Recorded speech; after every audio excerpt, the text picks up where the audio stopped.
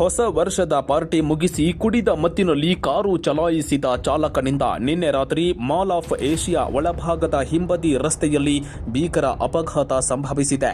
ಈ ದುರ್ಘಟನೆಯಲ್ಲಿ 4 ಪಾದಚಾರಿಗಳು ಗಂಭೀರವಾಗಿ ಗಾಯಗೊಂಡಿದ್ದಾರೆ. ನಿನ್ನೆ ರಾತ್ರಿ 10:15 ಸುಮಾರಿಗೆ ಈ ಘಟನೆ ನಡೆದಿದೆ. 48 ವರ್ಷದ ಸುನಿಲ್ ಕುಮಾರ್ ಸಿಂಗ್ ಎಂಬಾತ ಮಹೀಂದ್ರಾ XUV 700 ಕಾರನ್ನ ಕುಡಿದು ಅಡ್ಡಾದಿಡ್ಡಿ ಚಲಾಯಿಸಿದ್ದಾನೆ.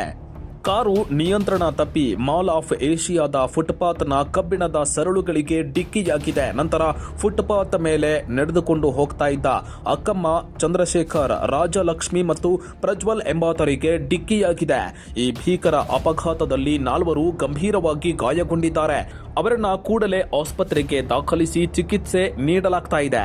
ಅದೃಷ್ಟವಶಾತ್ ಸ್ಥಳದಲ್ಲಿ ಇನ್ನೂ ಕೆಲವು ಪಾದಚಾರಿಗಳು ಅಪಾಯವನ್ನ ಅರಿತು ಸಮಯಕ್ಕೆ ಸರಿಯಾಗಿ ಹಾರಿ ಪ್ರಾಣಾಪಾಯದಿಂದ ಪಾರಾಗಿದ್ದಾರೆ. ಅಪಘಾತದ ದೃಶ್ಯ ಸಿಸಿಟಿವಿ ಕ್ಯಾಮೆರಾದಲ್ಲಿ ಸ್ಪಷ್ಟವಾಗಿ ಸೆರೆಯಾಗಿದೆ. ಈ ಸಂಬಂಧ ಸಂಜಯನಗರ ಸಂಚಾರ ಪೊಲೀಸ್ ಠಾಣೆಯಲ್ಲಿ ಸುನಿಲ್ ಕುಮಾರ್ ಸಿಂಗ್ ವಿರುದ್ಧ ಪ್ರಕರಣ ದಾಖಲಾಗಿದೆ.